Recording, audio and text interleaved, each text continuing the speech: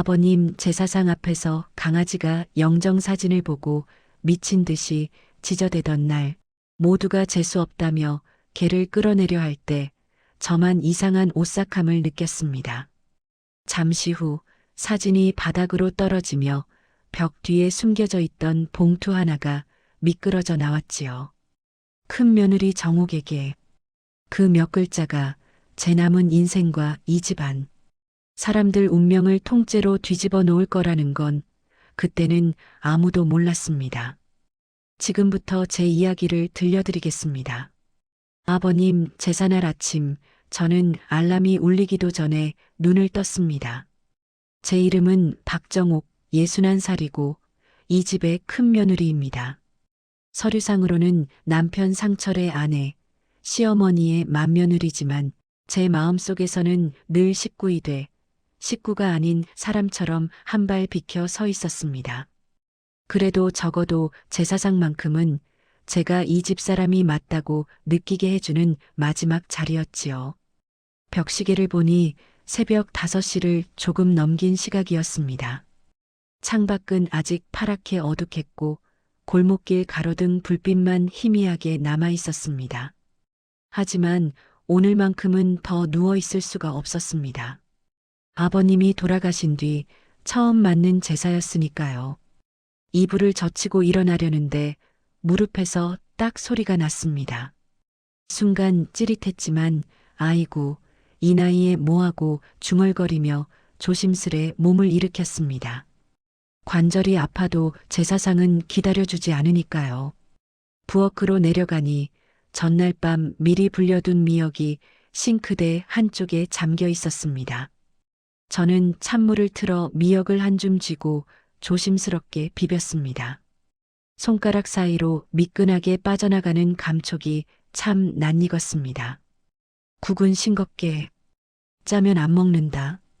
아버님 목소리가 귓가에서 또렷하게 들리는 것 같았습니다. 냄비를 올리고 미역국을 끓이기 시작한 뒤 저는 시금치와 도라지, 콩나물을 꺼내 칼질을 했습니다. 칼이 도마를 치는 소리가 새벽 정적을 조금씩 깨웠습니다. 좁은 부엌 창문 너머로는 옅은 안개가 골목을 덮고 있었고 멀리서 새 한두 마리 우는 소리가 들려왔습니다. 잠깐 숨을 돌리며 거실 쪽을 바라보았습니다. 제사상이 놓일 자리는 이미 비워져 있었고 그 위쪽 벽 한가운데 아버님 영정사진이 걸려 있었습니다. 검은 리본이 달린 액자 속에서 양복을 입은 아버님은 어색한 미소를 짓고 계셨습니다. 행주로 손을 대충 닦고 저는 거실로 나가 영정 앞에 섰습니다. 가까이에서 보니 주름 하나 어깨 기울어진 각도까지 생전 모습 그대로였지요. 여전히 정호가 물 한 잔만 부르실 것만 같았습니다. 아버님, 오늘도 제가 상 차릴게요. 실수해도 그냥 봐주세요. 예. 저도 모르게 중얼거리며 액자 가장자리에 묻은 먼지를 손가락으로 한번 쓸어냈습니다. 그 순간이었습니다. 영정 액자가 삐걱하고 작은 소리를 내며 흔들렸습니다. 위에서 받치고 있던 줄이 조금 내려앉은 건지 액자가 아주 살짝 기운 채로 멈춰버렸습니다. 어머, 이거 왜 이래? 저는 의자를 끌어다 올랐다가 혹시라도 떨어뜨릴까봐 다시 내려왔습니다. 사진이 깨지면 괜히 나쁜 징조 같다는 생각이 들었거든요. 상 다 차리고 나서 고쳐야겠다. 마음속으로만 적어두고 다시 부엌으로 돌아서려는 찰나였습니다. 뒷문 쪽에서 발톱 긁는 소리가 들렸습니다. 캉, 캉캉. 아버님이 생전에 데려와 키우시던 강아지, 복돌이었습니다. 아버님이 누워 계시던 방 앞을 지키던 그 녀석은 아버님이 떠난 뒤에도 이 집을 떠나지 않았습니다. 복돌아, 오늘은 조용해야 돼. 아버님 오는 날이야. 제가 뒷문을 열어주자 복돌이는 축축한 마당을 박차고 곧장 거실로 뛰어들어왔습니다. 늘 같으면 부엌으로 와 제 발치에 찰싹 붙어 서 있는데 그날은 달랐습니다. 거실 한가운데에서 멈추더니 고개를 번쩍 들고 벽을 똑바로 올려다보는 겁니다. 복돌이 시선 끝에는 아버님 영정이 있었습니다. 왈, 왈왈왈. 처음에는 짧게 두세 번 짖더니 이내 숨이 찰 만큼 목이 터져라 지저대기 시작했습니다. 몸을 잔뜩 웅크리고 등털을 곤두세운 채 영정에서 눈을 떼지 않았습니다. 저는 놀라서 급히 다가가 복돌이 목을 끌어안았습니다. 야, 왜 그래? 사진이야, 사진. 아버님 알잖아, 너. 등을 토닥이며 달래도 복돌이는 제 품에서 몸을 비틀며 영정 쪽으로 계속 으르렁거렸습니다. 눈은 겁먹은 듯 동그랗게 커져 있었고 앞발은 바닥을 긁어대고 있었습니다. 그 모습이 이상하게도 무언가를 알려주려는 것처럼 보였습니다. 그때 또 한 번 영정 액자가 덜컹하고 흔들렸습니다. 이번에는 줄이 더 늘어진 건지 액자가 더 기운 채로 멈췄습니다. 저도 모르게 가슴이 철렁 내려앉았습니다. 아이, 이거 진짜 큰일 나겠네. 제가 의자를 끌어다 다시 올라가려는 순간 현관문이 쾅 하고 열렸습니다. 여보, 남편 상철이 성큼성큼 들어오며 제 목소리를 잘라버렸습니다. 아직도 준비 이 정도야? 지금 몇 시인데 이게 다야? 양복 위에 코트를 걸친 채 얼굴에는 벌써 짜증이 잔뜩 올라와 있었습니다. 저는 얼른 의자에서 내려와 앞치마를 고쳐 메었습니다. 금방 다 돼요. 액자가 자꾸 흔들려서 혹시 떨어질까 봐요. 그깟 사진 하나 깨지면 또 뽑으면 되지. 뭘 그렇게 신경을 써. 제사상부터 제대로 차려.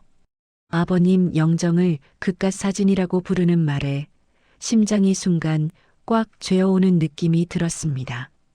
10년 가까이 아버님을 간병했던 기억들이 그 한마디에 싸늘하게 식어버리는 것 같았지요. 그래도 오늘 같은 날 입을 더 열었다가는 싸움이 날 게 뻔해서 저는 고개를 숙이고 부엌으로 돌아갔습니다. 그 사이 복돌이는 다시 영정 아래로 가 벽과 바닥을 킁킁거리기 시작했습니다. 코끝으로 벽 한 부분을 집요하게 밀어대다가 앞발로 그 자리를 긁어댔습니다. 제가 보기에도 그 부분은 유난히 누렇게 얼룩져 있었고 벽지가 한 번 더 덧대어진 것처럼 아주 미세하게 봉긋 올라와 있었습니다. 잠시 후 신우이 상미가 들어왔습니다. 언니 새벽부터 고생 많네. 입으로는 그렇게 말했지만 눈은 상에 올라갈 반찬과 고기만 훑고 있었습니다. 그러다 복돌이가 갑자기 영정을 향해 또 크게 짖자 상미가 인상을 찌푸렸습니다. 어머, 얘 왜 이래? 귀신 본 거 아니야? 아버지가 데리러 오셨나 보다. 장난 섞인 말이었지만 제 등줄기가 싸늘해졌습니다. 저는 황급히 복돌이를 마당으로 데리고 나가 기둥에 묶었습니다. 문을 닫기 직전 복돌이는 현관문 틈 사이로 거실을 노려보며 낮게 으르렁거렸습니다. 부엌으로 돌아와 나무를 묻히고 전을 붙이면서도 제 눈은 자꾸만 거실 벽을 향했습니다. 조금 기운 영정, 그 아래 누렇게 얼룩진 벽 한 조각. 아버님이 돌아가시기 전날 제 손을 꼭 잡고 하셨던 말이 떠올랐습니다. 저 사진은 내가 챙겨라. 괜히 남들 손 타면 안 된다. 그때는 그냥 마지막까지 며느리에게 책임을 맡기는 말씀이라고만 생각했습니다. 그런데 오늘 아침 복돌이가 사진을 보고 미친 듯이 지저대는 걸 보니 그 말이 전혀 다른 뜻으로 들렸습니다. 겉으로 보기에는 아무 문제 없는 평범한 제사 아침이었습니다. 하지만 제 마음 한구석에서는 설명할 수 없는 불길함이 조용히 자라나고 있었습니다. 나중에 생각해보니 그날이었습니다. 이 집 한가운데 아무도 보지 못한 금이 처음으로 벌어지기 시작한 날이 아버님 제사상 앞에서 강아지가 사진을 보고 지저대던 그 순간이 제 인생이 다른 방향으로 꺾이던 시작점이었지요. 제사가 끝난 밤 집안이 조용해지자 저는 그제야 허리를 펴고 숨을 길게 내쉬었습니다. 하루 종일 긴장으로 버티던 다리가 후들거렸지만 싱크대에는 아직 그릇이 산더미처럼 쌓여 있었습니다. 큰 며느리라는 이름 하나로 제사 준비부터 뒷정리까지 당연히 제 몫이었습니다. 뜨거운 물을 틀어 그릇을 닦다 시계를 보니 밤 11시가 다 되어 가고 있었습니다. 친척들은 이미 돌아갔고 거실에서는 남편 상철이 켜놓은 텔레비전 소리만 덩그러니 울리고 있었습니다. 예능 프로그램에서 웃음소리가 터져 나왔지만 제 귀에는 멀고 낯설게만 들렸습니다. 문득 생전 아버님 목소리가 떠올랐습니다. 정호가 물 한 잔만. 밤마다 기침하시며 부르던 그 소리에 저는 늘 잠옷바람으로 방에 뛰어가 물을 떠드렸습니다. 약 챙기고 기저귀 갈고 밤새 뒤척이는 몸을 부축하던 날들이 손에 남아 있었습니다. 그때도 상철은 늘 바빴습니다. 회식, 야근, 접대. 돌아와서는 나도 힘들어 한마디 남기고 골아떨어지기 일쑤였습니다. 설거지를 마치고 물기를 털어내는데 마당 쪽에서 낮고 쉰 소리가 들렸습니다. 으르릉 캉. 제사 내내 기둥에 묶여있던 복돌이였습니다. 저는 앞치마를 벗어들고 뒷문을 열었습니다. 문을 여니 복돌이는 얼어붙은 마당을 한번 훑어보더니 기다렸다는 듯 거실 쪽으로 고개를 돌렸습니다. 저는 목줄을 풀며 말했습니다. 복돌아, 이제 들어가자. 아버님도 주무실 시간이다. 목줄이 풀리자 복돌이는 곧장 거실로 들어가 영정 앞에 섰습니다. 그리고는 바닥에 배를 붙이고 누운 채 고개만 들어 사진을 올려다보며 낮게 울부짖기 시작했습니다. 캉캉캉. 짖는 소리라기보다는 묻게 끌어올린 신음 같았습니다. 저는 소파 등받이에 기대 서서 그 모습을 한동안 바라보았습니다. 아버님이 돌아가신 뒤 이 집에서 그렇게까지 슬퍼하는 존재는 복돌이와 저뿐인 것 같았습니다. 눈을 돌리니 상철은 소파에 비스듬히 누워 리모컨만 만지작거리고 있었습니다. 저는 조심스럽게 말을 꺼냈습니다. 여보, 오늘도 수고했어요. 피곤하죠? 응, 그렇지. 아, 근데 진말이야. 그는 화면에서 눈을 떼지 않은 채 툭 던지듯 말했습니다. 엄마랑 얘기했는데 이 집 팔자고 하더라. 오래돼서 손도 많이 가고 지금 시세 좋을 때 정리해서 나눠야지. 그 말을 듣는 순간 손끝이 차갑게 식는 느낌이 들었습니다. 저는 최대한 평온한 척 물었습니다. 그럼 우린 어디로 가요? 우리는 전세나 원룸 하나 구하면 되지. 애들도 다 컸고 당신도 이젠 둘이 살면 되잖아. 나도 노후 준비 좀 해야지. 원룸. 10년 넘게 이 집에서 살림하고 간병하던 시간이 그 한마디에 가볍게 잘려나가는 것 같았습니다. 저는 잠시 입을 다물었다가 조심스레 말했습니다. 아버님이 예전에 저한테 사진 잘 챙기라고 하셨던 거 기억 안 나요? 아버지는 집 얘기는 원래 나랑만 했어. 당신이 뭘 안다고. 당신은 그냥 며느리야. 그냥 며느리. 그 말이 가슴 안에서 쿡 하고 박혔습니다. 이 집에서 밥하고 간병하던 저는 결국 서류상 이름도 없는 존재라는 걸 다시 확인하는 순간이었습니다. 그때 영정 앞에 엎드려 있던 복돌이가 갑자기 몸을 일으켰습니다. 바닥을 두어 번 긁더니 액자 바로 아래 벽 쪽으로 코를 들이밀고 거칠게 냄새를 맡기 시작했습니다. 킁킁, 킁. 저는 무심코 그 옆에 쪼그려 앉았습니다. 복돌이가 앞발로 벽을 긁자 벽지가 사각하고 얇게 들리는 느낌이 손끝으로 전해졌습니다. 가까이에서 보니 그 부분은 다른 벽보다 누렇게 떠 있고 아주 살짝 도톰하게 부풀어 있었습니다. 저는 망설이다가 손가락으로 가볍게 눌러보았습니다. 벽지 아래에 종이 같은 것이 한 겹 더 있는 듯한 감촉이 느껴졌습니다. 복돌아, 여기 뭐 있니?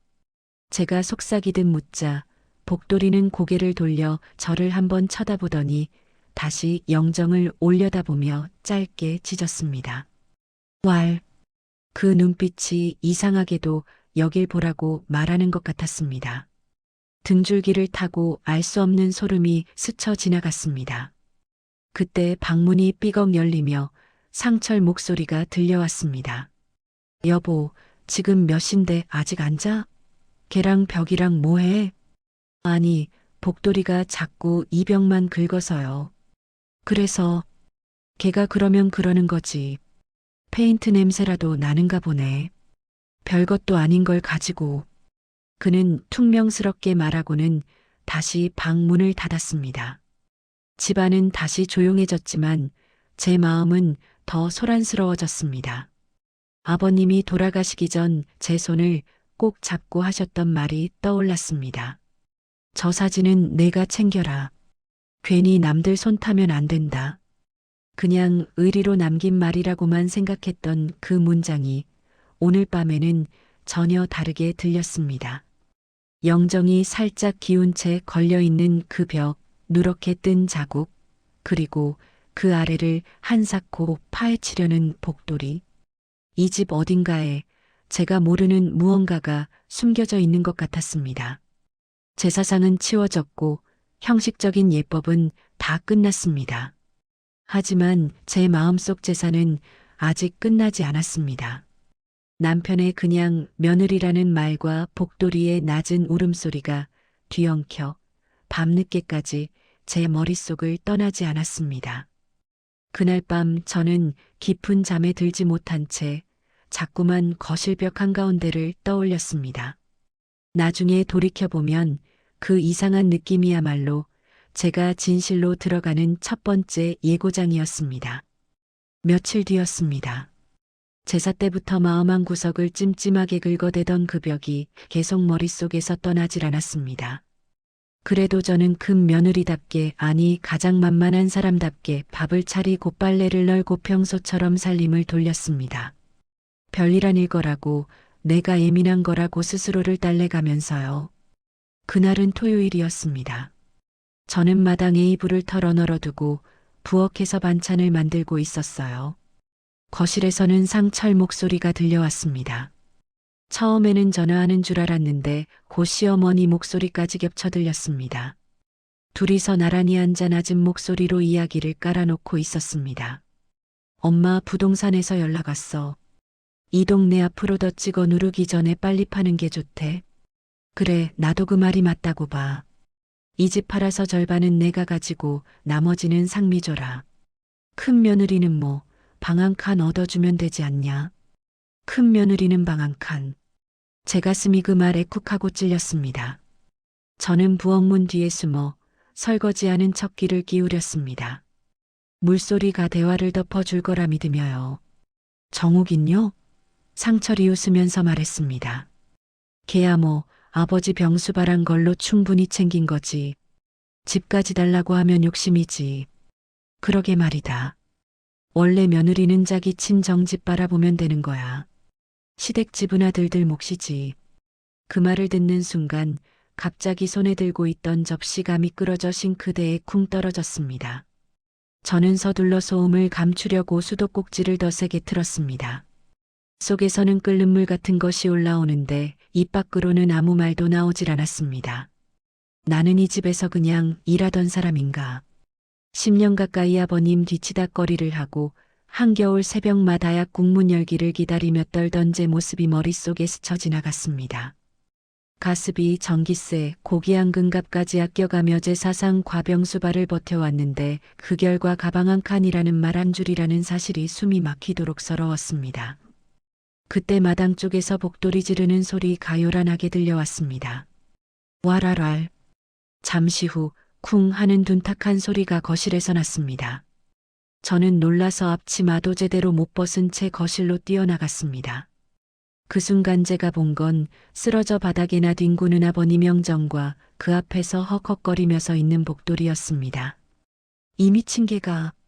상철임이 먼저 달려가 복돌이를 걷어찼습니다.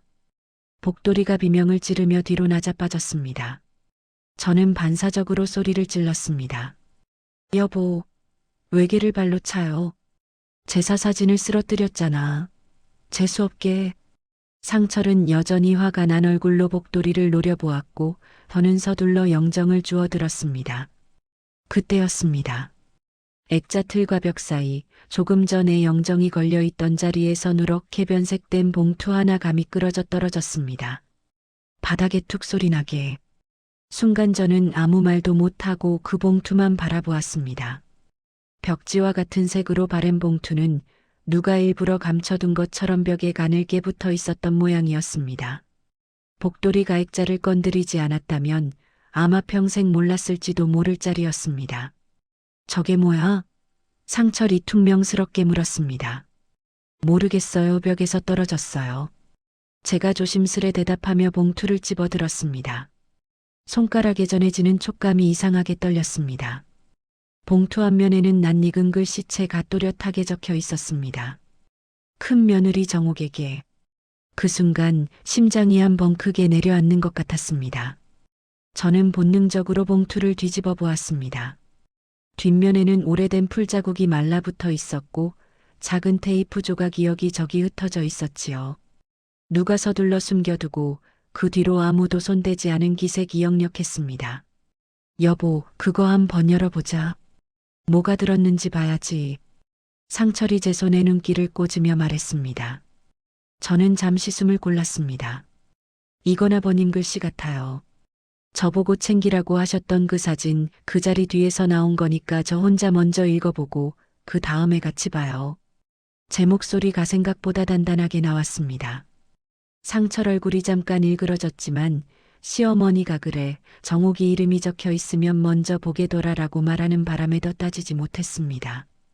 저는 봉투를 가슴께로 꼭 끌어안았습니다. 종이에서 희미하게 곰팡이 냄새와 함께 아버님 방에서 나던 양 냄새 같은 것이 섞여 올라오는 것만 같았습니다. 그 냄새와 함께 아버님이 숨이 가쁘던 날 제 손을 붙잡고 했던 말이 다시 떠올랐습니다. 저 사진은 내가 챙겨라.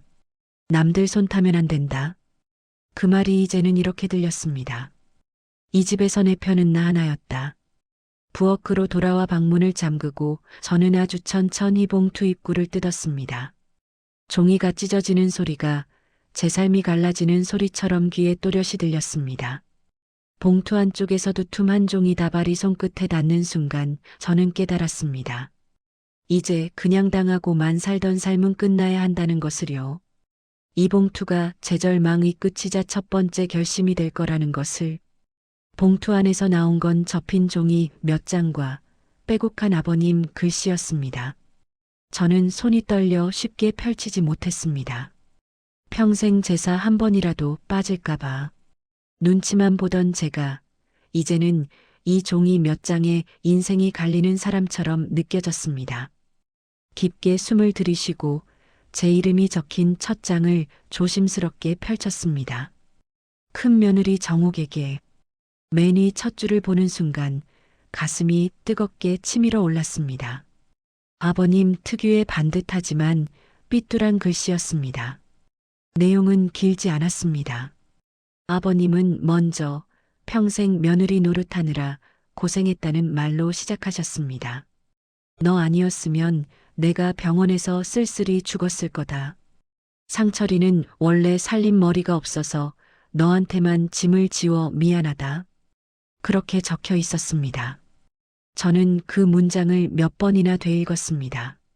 마음 깊은 곳에 묻어두었던 서러움이 줄마다 긁혀 올라오는 느낌이었습니다. 그리고 두 번째 장, 더 두꺼운 종이를 펼치는 순간 숨이 턱 막혔습니다. 정식 형식을 갖춘 유언장이었습니다. 아버님 이름과 도장, 날짜까지 또렷했습니다. 본인은 사망 후 거주 중인 주택 및 예금 전액을 큰며느리 박정옥과 손녀에게 상속한다. 저는 그 문장을 소리내어 읽지도 못한 채 입술만 달달 떨었습니다. 제 이름과 손녀 이름이 정확히 적혀 있었고 상철이나 상미 이름은 어디에도 없었습니다. 마지막 줄에는 아들놈은 내 노후를 맡을 준비가 되어 있지 않았다. 내 눈으로 지켜본 건 정욱이뿐이었다. 라는 문장이 적혀 있었습니다. 그 대목에서 눈물이 왈칵 쏟아졌습니다. 아무도 몰라준 30년 세월이 종이 위 글자로 비로소 인정받는 것 같았습니다. 저는 손등으로 대충 눈물을 닦고 낮게 중얼거렸습니다. 아버님, 이제라도 제 편 들어주시는 거예요. 오래 울 수는 없었습니다. 이 종이를 어떻게 지킬지, 어떻게 써야 할지부터 생각해야 했습니다. 가만히 있다가는 상철이 이 종이를 빼앗아 찢을 게 뻔했습니다. 저는 서랍에서 투명 파일을 꺼내 원본을 곱게 넣고 우선 사본을 만들기로 마음먹었습니다. 다음 날 아침 저는 동사무소 민원실을 찾아갔습니다. 창구 직원에게 조심스레 말을 꺼냈습니다. 저기 유언장 같은 거 어디에 상담해야 하는지 아세요? 직원은 잠깐 저를 보더니 책상 옆 전단지 하나를 건넸습니다. 무료 법률구조 상담이라는 글자가 눈에 들어왔습니다. 번호를 눌러 예약을 잡는 제 손이 조금씩 떨렸습니다. 상담날 저는 가장 깨끗한 블라우스를 꺼내 입고 유언장을 2겹, 3겹 비닐 파일에 넣어 가방에 넣었습니다. 혹시라도 젖거나 구겨질까봐 가방을 품에 꼭 끌어안고 버스를 탔습니다. 변호사에게 유언장을 내미는 순간 제 인생을 시험지처럼 건네는 기분이 들었습니다. 변호사는 안경을 고쳤으며 한 줄 한 줄 읽었습니다. 직접 쓰신 거 맞죠? 내용도 명확하고 날짜, 서명, 도장도 다 있네요. 증인 서명은 없지만 주변 정황을 잘 모으면 효력을 주장해 볼 수 있습니다. 그 말을 듣는 순간 제 안에서 무언가 딱하고 맞물리는 소리가 난 듯했습니다. 더 이상 그래도 시댁이니까 하며 물러설 이유가 없다는 생각이 들었습니다. 그럼 저도 제 몫을 찾을 수 있다는 말씀이세요? 제가 조심스레 묻자 변호사가 고개를 끄덕였습니다. 네. 다만 가족들 반발이 심하실 겁니다. 각오가 필요하세요. 저는 헛웃음 같은 한숨을 내쉬었습니다. 반발은 평생 받아왔습니다. 이제는 한 번쯤 제 편을 들어보고 싶어서요. 상담을 마친 뒤 근처 복사집에 들러 유언장을 여러 장 복사했습니다. 한 장은 집 금고에, 한 장은 제 옷장, 깊숙한 곳에, 한 장은 혹시 몰라 친정 오빠에게 보내두어야겠다고 마음속으로 정리했습니다. 집으로 돌아오는 버스 창밖 풍경이 전과 다르게 보였습니다. 같은 골목 같은 건물인데도 저는 더 이상 이 집에서 남의 집, 식모로만 살지는 않겠다고 마음속으로 되뇌었습니다. 며칠 뒤 시어머니와 상미, 몇몇 친척이 집에 모이는 날이 있었습니다. 겉으로는 제사 때 못 와서 인사드리러 간다는 명목이었지만 사실은 집과 돈 이야기를 정리하려는 자리라는 걸 저는 알고 있었습니다. 저는 그날을 기다렸다가 유언장을 꺼내기로 마음먹었습니다. 거실에 사람들이 둘러앉자 상철이 먼저 입을 열었습니다. 엄마, 지난번 집 매매 건 말인데. 시어머니도 자연스럽게 따라붙었습니다. 그래, 오늘 대충 얘기 끝내자. 형제들끼리 합의는 봐야지. 그때 저는 조용히 말을 꺼냈습니다. 어머님, 상철 씨. 그 얘기 시작하시기 전에 먼저 보셔야 할 게 있습니다. 모두의 시선이 제 손으로 모였습니다. 저는 가방에서 투명 파일을 꺼내 테이블 위에 올렸습니다. 아버님, 방 벽에서 나온 겁니다. 큰 며느리 정옥에게라고 적혀 있었어요. 아버님 유언장입니다. 순간 거실 공기가 얼어붙었습니다. 시어머니 얼굴이 굳어지고 상철은 믿기지 않는다는 듯 종이를 잡고 훑어보았습니다. 종이를 넘기는 그의 손이 점점 떨리기 시작했습니다. 저는 그 모습을 똑바로 보며 한 번도 해본 적 없는 말을 입 밖으로 꺼냈습니다. 저도 제 몫을 찾겠습니다. 아버님이 제 이름으로 남겨주신 몫이니까요. 그 말은 제 인생 첫 번째 반격 선언이었습니다. 겁이 나면서도 속 한구석이 이상하게 시원해졌습니다. 오랫동안 구겨져 있던 제 마음이 마침내 제 모습대로 펴지기 시작하는 느낌이었습니다. 아버님 유언장을 꺼내놓은 그날 이후로 집안 공기는 눈에 보이게 달라졌습니다. 그전까지 저를 투명인간 취급하던 시댁 식구들이 이제는 노골적으로 저를 적대하는 눈빛으로 바라보았습니다. 말하자면 그날이 제 가식모 며느리의 서적으로 격상된 날이었습니다. 식탁 위에 유언장이 펼쳐져 있던 그날 저녁 상철은 종이를 탁 내려놓으며 이를 악물고 말했습니다. 이거 위조 같은데? 여보 아버님 글씨잖아요. 언제부터 제가 이런 걸 위조할 머리라도 됐어요? 제가 차분하게 말했지만 속에서는 손이 부르르 떨리고 있었습니다. 시어머니는 입술을 꾹 다문 채 저를 노려보더니 한마디 했습니다. 아무튼 이건 변호사한테 가서 확인해 봐야겠다. 요즘 사람들은 별짓을 다 하니까. 그날 밤 저는 원본을 금고에 넣고 사본만 파일에 끼워 방으로 들어왔습니다. 문을 잠그고 난 뒤에야 다리가 풀려 바닥에 털썩 주저앉았습니다. 아버님 글씨를 믿어주지 않는 사람들 사이에서 그분을 믿는 사람이 결국 저 하나뿐이라는 사실이 더욱 선명하게 느껴졌습니다. 며칠 뒤 상철은 진짜로 호들갑스럽게 움직이기 시작했습니다. 퇴근도 제대로 안 하고 친척집을 돌아다니며 무언가를 설명하고 다녔습니다. 전화 넘기는 소리가 하루 종일 집안을 울렸습니다. 이게 다 뭔 소리야? 형수가 집을 다 가져가겠다고? 아버지 치매 오신 거 다들 봤잖아. 그때 쓴 유언장이면 당연히 무효지. 방문 틈새로 들려오는 말들이 제 귀를 아프게 찔렀습니다. 아버님을 돌보던 그 밤들이 그들의 입에서는 치매 증상으로만 정리되고 있었습니다. 그래도 저는 입을 꾹 다물었습니다. 지금 제가 할 수 있는 일은 흥분이 아니라 준비라는 걸 알았으니까요. 분위기는 점점 거칠어졌습니다. 상철은 예전처럼 말로만 무시하는 수준을 넘어섰습니다. 당신 때문에 지금 내가 얼마나 망신을 당하는 줄 알아? 친척들이 다 나보고 억울하겠지, 호구. 제가 뭘 잘못했는데요. 아버님이 남겨두신 걸 그대로 따라가자는 것뿐인데요. 닥쳐. 너 같은 게 뭘 알아. 등쳐먹으려는 거 아니면 뭐야. 그는 욕설과 함께 문을 발로 쿵쿵 찼습니다. 저는 한 손으로 가슴을 누르며 다른 한 손으로 휴대폰 녹음 버튼을 몰래 눌렀습니다. 변호사가 했던 말이 떠올랐습니다. 협박이나 폭언이 심해지면 녹음이라도 해두세요.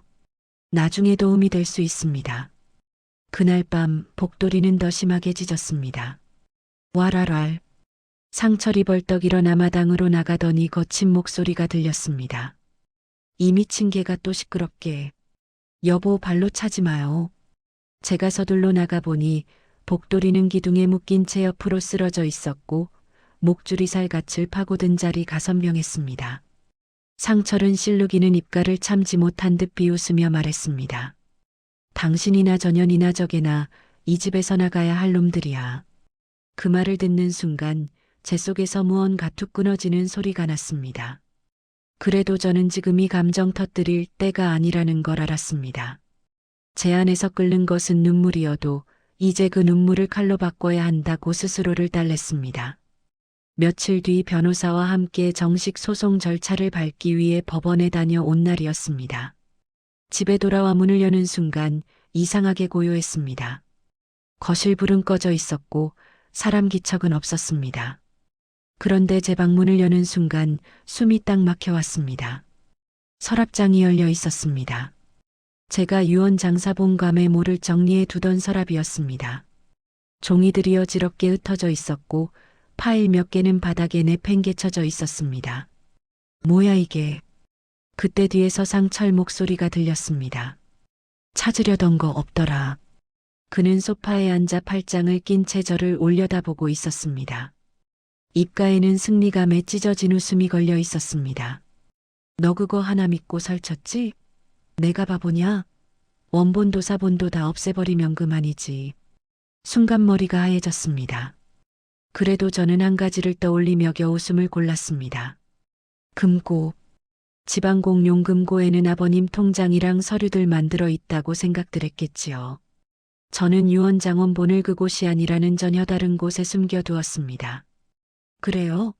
그럼 당신이 없앴다는 증거네요. 고맙네요. 제가 입가를 살짝 올리자 상철 얼굴이 잠깐 굳었습니다. 뭐, 어차피 원본은 다른 곳에 있어요. 그리고 지금 하신 말 다 녹음됐어요. 유언장 훼손하려 했다는 인정이니까 법원에서 좋아하겠네요.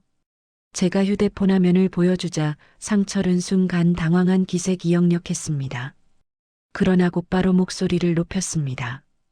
야, 너 이제 별짓을 다 하네? 녹음까지? 미쳤냐 정말? 미친 사람처럼 보이면 그게 지금 제 입장에서 더 이득일지도 몰라요. 제 목소리는 내내 떨리고 있었지만 이상하게도 마지막 말만큼은 분명하게 나갔습니다. 그 순간 저 스스로도 제가 한 말에 놀랐습니다. 며칠 뒤 법원에서 첫 공판 날짜 통지가 왔습니다. 봉투를 손에 쥐고 현관 앞에서 한참을 서 있는데 복돌이가 옆에 와서 제 손을 코로 툭 치더군요. 마치 가봐, 거기까지 가봐라고 말하는 것 같았습니다. 그날 밤 저는 아버님 영정 앞에 앉아 혼자 말을 걸었습니다. 아버님, 저 이제 그냥 멍하니 맞고만 살지는 않을게요. 이 집에서 처음으로 제 이름 걸고 싸워볼게요. 아버님이 누구 손을 잡아주실지 하늘에서 보시죠. 악여근이 제 막 본색을 드러내기 시작했습니다. 하지만 예전처럼 저 혼자 맨몸으로 맞는 게 아니라 제 손에는 아버님 유언장과 녹음 파일 법원 의서류가 지어져 있었습니다. 처음으로 제가 아무것도 아닌 사람이 아니라는 증거들이 손안에 들어온 것이었습니다. 이제부터가 진짜였습니다. 법원에 처음 가던 날 저는 집을 나서기 전에 아버님 영정 앞에 잠깐 섰습니다. 액자 속 어색하게 웃고 계신 얼굴을 보면서 속으로 인사를 드렸습니다. 아버님, 오늘은 제가 저를 위해 나가보겠습니다. 그래도 제 뒤 좀 받쳐주세요. 그렇게 마음속으로만 말하고 코트를 여며 입은 뒤 현관문을 나섰습니다. 법원 복도는 생각보다 차갑고 길었습니다. 형광등 불빛이 하얗게 번지고 사람들이 오가며 내는 발자국 소리만 딱딱 울렸습니다. 복도 끝 전광판에 제 이름이 적힌 사건 번호가 떠오르는 걸 보는 순간 다리가 살짝 풀리는 것 같았습니다. 박정욱 씨, 옆에 서 있던 변호사님이 작게 부르며 웃었습니다. 너무 긴장하지 마세요. 사실대로만 말씀하시면 됩니다. 저는 손바닥에 밴 땀을 옷에 슬쩍 닦고 숨을 한번 깊게 들이쉰 다음 법정 안으로 들어갔습니다. 법정 안에는 이미 상철과 시어머니, 상미까지 나와 있었습니다. 셋 다 제 쪽은 쳐다보지도 않고 재판부 쪽만 빤히 바라보고 있었습니다. 저는 그들 맞은편 증인석 근처 의자에 조용히 앉았습니다. 뒤편 방청석에는 친척들이 몇 명 앉아 있었고 그 사이에서 누가 낮게 속삭이는 것 같은 느낌이 들었습니다. 저게 그 유언장 들고 나온 며느리래. 아들이랑 싸우는 사람이래. 실제로 들은 말은 아니었지만 그런 말이 들리는 것처럼 귀가 뜨거워졌습니다. 개정하겠습니다. 판사님 목소리가 울려 퍼지며 재판이 시작되었습니다. 본건은 망인에 잡힐 유언장 효력과 상속에 관한 사건입니다. 그 한마디에 저는 제가 어느새 드라마 속에 들어온 사람처럼 느껴졌습니다. 문제는 그 드라마를 만든 건 제가 아니라 이 집안의 욕심과 무시였다는 점이었지요. 먼저 상철 측 변호사가 서류를 들고 나왔습니다. 망인은 사망 직전 명백한 인지 기능 저하, 이른바 치매 진단을 받은 상태였습니다. 그들은 병원 기록을 꺼내 들었고 스크린에는 경도 인지 장애라는 글자가 크게 떠올랐습니다. 마치 그 네 글자만으로도 아버님 판단 능력이 완전히 사라졌다는 것을 증명하는 자신만만한 표정이었습니다. 저는 입술을 꽉 깨물었습니다. 그 진단을 받던 날에도 아버님은 제 이름을 정확히 부르셨고 반찬 맛이 마음에 안 든다고 한참 잔소리를 하셨습니다. 제게는 너무나 선명한 그 모습이 이 자리에서는 그냥 숫자와 글자 몇 줄로만 남아있다는 게 서러웠습니다. 제 차례가 되어 증인석에 섰을 때 다리가 살짝 후들거렸습니다. 그래도 여기까지 와서 도망치면 안 된다는 생각에 난간을 꼭 잡고 섰습니다. 증인은 망인의 며느리 박정옥 씨 맞습니까? 네, 그렇습니다. 저는 최대한 또박또박 말했습니다. 아버님이 언제 처음 유언장 이야기를 꺼냈는지 병실에서 제 손을 잡고 이 집은 내가 지켰으니 내가 가져라라고 말했던 밤, 그리고 제사날 복돌이가 영정을 건드려 봉투가 떨어졌던 순간까지 숨을 고를 틈도 없이 기억나는 대로 다 이야기했습니다. 그러자 상철 측 변호사가 곧바로 제 말을 잘랐습니다.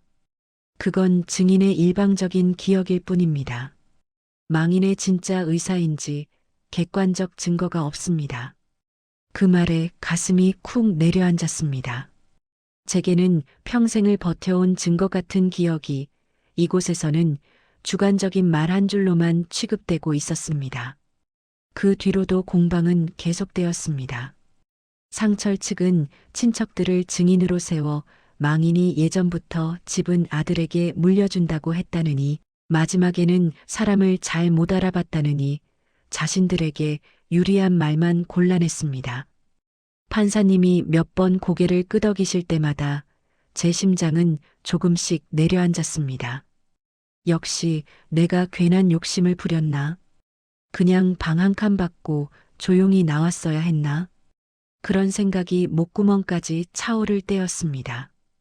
옆에 앉아있던 변호사님이 제 팔을 톡 건드렸습니다.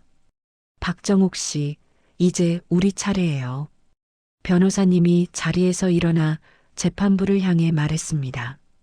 재판장님, 망인이 사망 한 달 전 직접 남긴 영상 파일이 있습니다. 증거로 제출하고자 합니다. 그 순간 법정 공기가 눈에 보이게 달라졌습니다.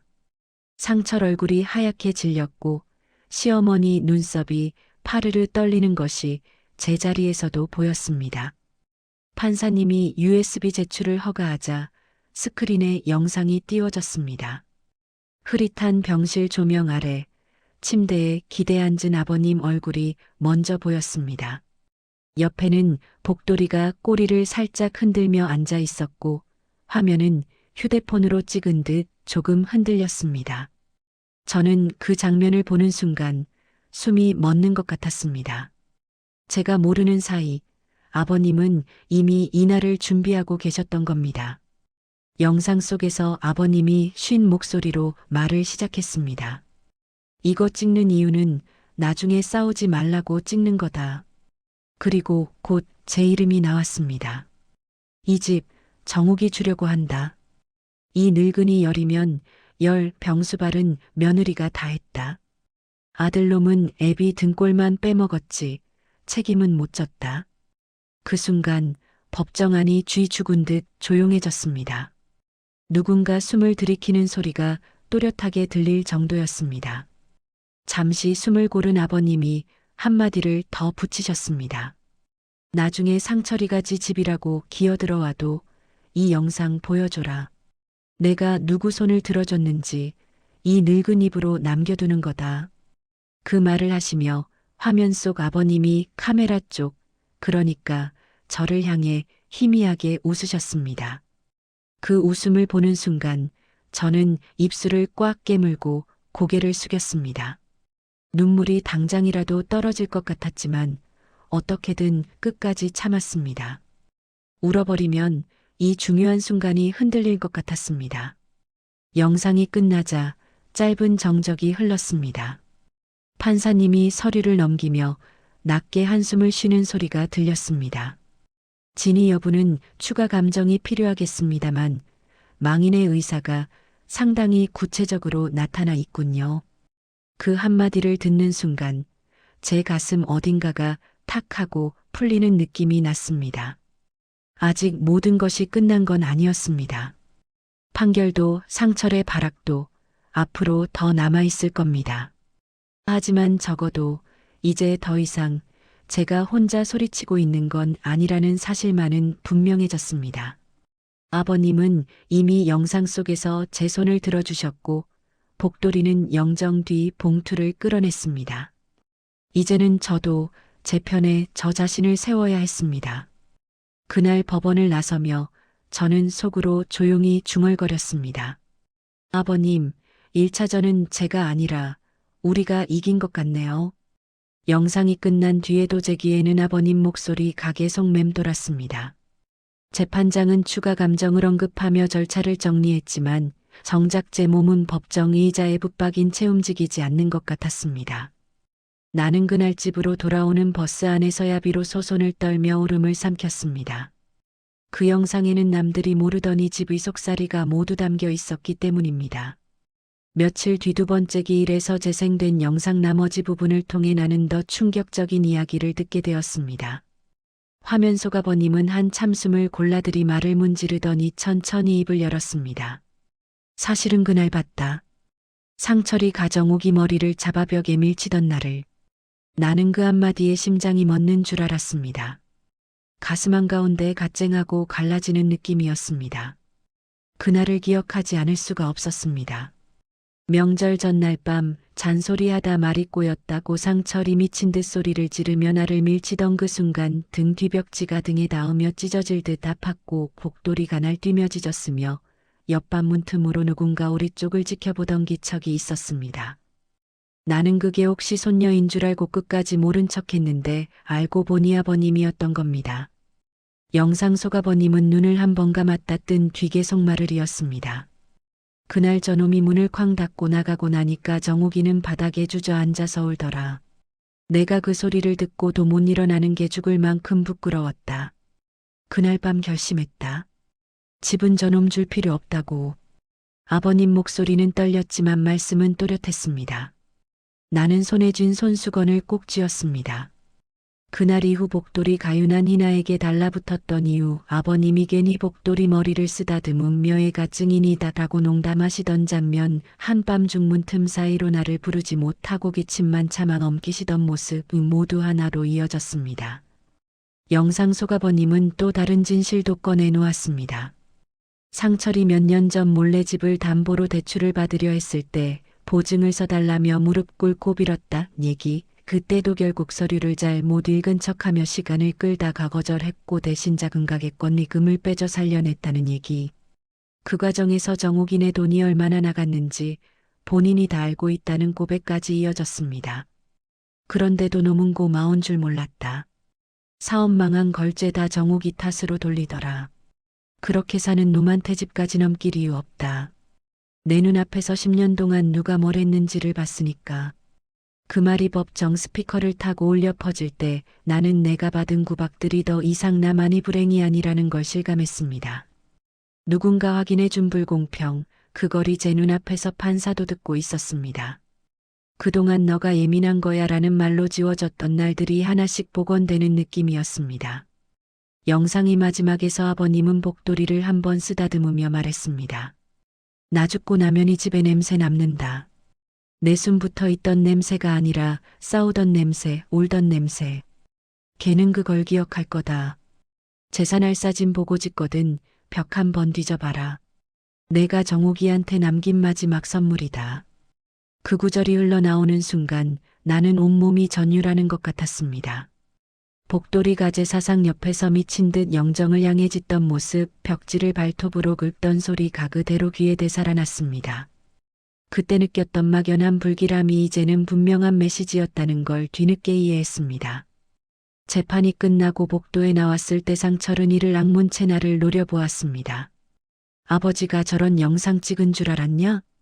나는 잠시 그를 바라보다가 조용히 대답했습니다. 아니 몰랐지. 나도 오늘 처음 봤어. 그래도 한 가지는 알겠네. 적어도 아버님은 끝까지 정신이 또렷하셨다는 거. 그 말에 상철 얼굴이 붉게 달아올랐지만 예전처럼 고함을 치지는 못했습니다. 지금은 그의 모든 말과 표정이 법원 기록과 연결될 수 있는 상태라는 걸 너무 잘 알고 있었기 때문입니다. 시어머니는 입술을 깨문 채 한마디도 하지 못했고 상미는 시선을 피하며 휴대폰만 만지작거렸습니다. 집으로 돌아오는 길에 나는 문득 생각했습니다. 이 집에서 내가 겪은 모든 수모와 눈물은 적어도 아버님 앞에서 허공으로 사라진 게 아니었구나. 누군가는 조용히 보고 있었고 그 사람은 마지막 순간 자기 손으로 저울을 바르게 놓아두고 떠났습니다.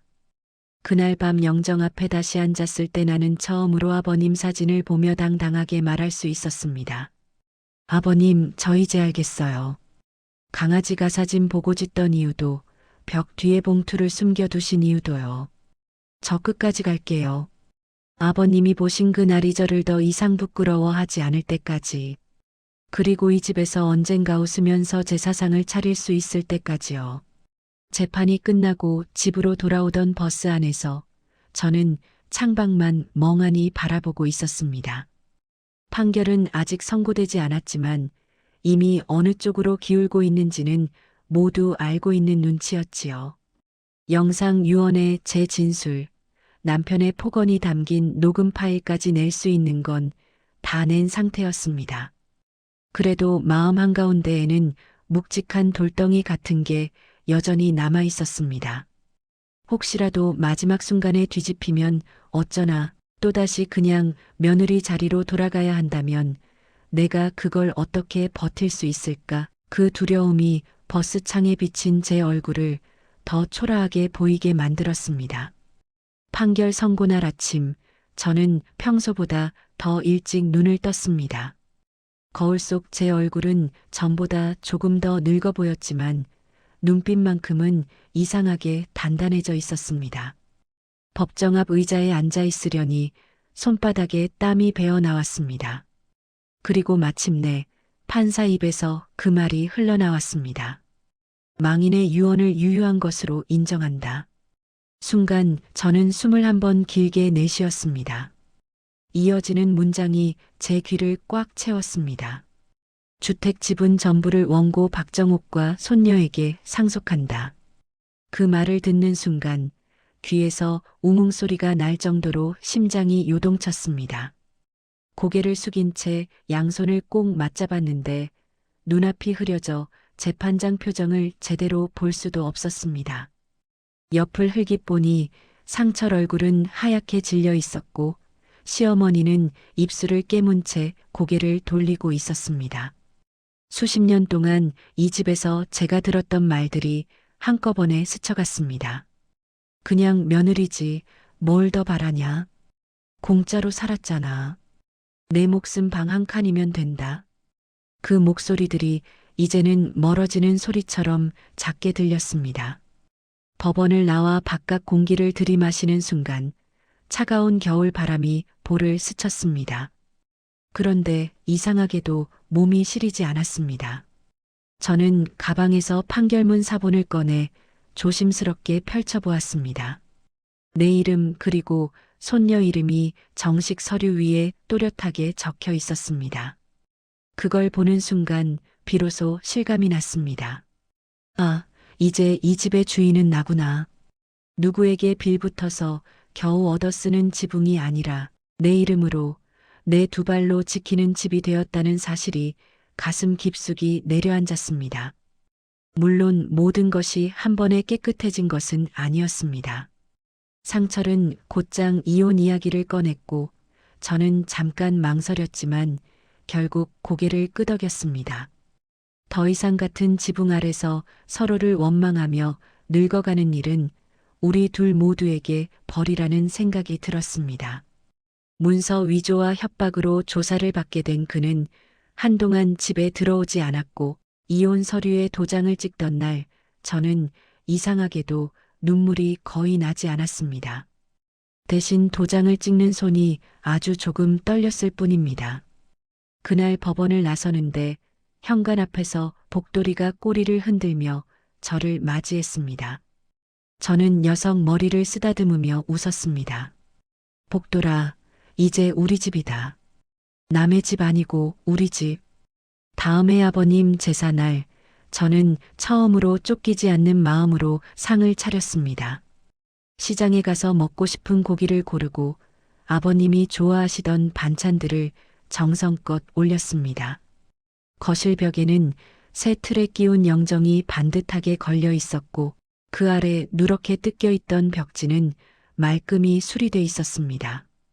그래도 저는 그 자리가 어디였는지 또렷이 기억하고 있었습니다. 강아지가 사진을 보고 미친 듯이 짖던 그 자리, 제 인생이 통째로 뒤집히기 시작했던 출발점이었던 곳. 제사상을 앞에 두고 향을 피우는데 복돌이가 조용히 옆에 와 앉았습니다. 이번에는 짖지 않고 고개를 들어 사진을 한번 바라보더니 슬며시 제 무릎에 턱을 올렸습니다. 저는 그 작은 머리를 쓰다듬으며 속으로 말했습니다. 아버님, 저 약속 지켰어요. 도망치지 않고 끝까지 버텼어요. 손녀도 이제는 제 곁에 더 바짝 붙어 있었습니다. 할머니, 이 집이 이제 진짜 우리 집이야? 아이의 눈을 바라보며 저는 천천히 고개를 끄덕였습니다. 예전 같았으면 글쎄 하며 대답을 흐렸겠지요. 하지만 이제는 분명하게 말할 수 있었습니다. 그래, 우리 집이야. 너랑 할머니가 같이 사는 집. 밤이 되어 향이 하나둘 꺼져갈 즈음 저는 영정 앞에서 혼자 남았습니다. 창밖에는 겨울바람이 살짝 스며들었지만 집안 공기는 이상하게 따뜻했습니다. 저는 두 손을 모으고 마지막 인사를 드렸습니다. 아버님, 이제 저도 저를 위해 살겠습니다. 더 이상 그냥 며느리가 아니라 제 이름을 가진 사람으로요. 그 말을 하고 나니 가슴 한가운데 돌덩이처럼 얹혀 있던 것이 조금씩, 아주 조금씩 가벼워지는 것 같았습니다. 제사상을 치우고 부엌불을 끄려는데 거실 한가운데 복돌이가 엎드려 영정을 향해 눈을 감고 있는 게 보였습니다. 마치 이제 됐어라고 말하는 것 같았습니다. 저는 살며시 웃으며 불을 껐습니다. 어둠 속에서도 영정 자리는 희미하게 드러나 있었습니다. 저는 알 수 있었습니다. 아버님이 완전히 떠나버린 것이 아니라 이 집 어딘가에서 조용히 우리를 지켜보고 계시리라는 걸요. 그날 밤 침대에 눕자 낯선 질문이 떠올랐습니다. 앞으로 어떻게 살고 싶으냐? 저는 조용히 눈을 감고 마음속으로 대답해 보았습니다. 누구 눈치도 보지 않고 공짜로 산다는 소리 듣지 않고 내 손으로 벌고 내가 원하는 사람들과 밥을 나눠 먹는 평범한 노년. 비록 크지 않은 집이라도 그렇게 살 수 있다면 저는 그것으로 충분하다고. 아버님 제사상에서 강아지가 사진을 보고 짖자 발견된 충격적인 이것. 그것은 돈이 적힌 서류장이기도 했지만 평생 누구에게도 인정받지 못했던 제 삶을 처음으로 인정해준 목소리이기도 했습니다. 이제 저는 이것을 가슴 깊이 접어넣고 살아가려 합니다. 언젠가 제 삶을 되돌아보는 날이 온다면 이 집 거실 한가운데서 조용히 이렇게 생각하겠지요. 그래도 나는 끝내 도망치지 않았다고. 한 번은 맞섰기 때문에 비로소 나로 살 수 있었다고. 지금까지 제 이야기를 들어주셔서 감사합니다.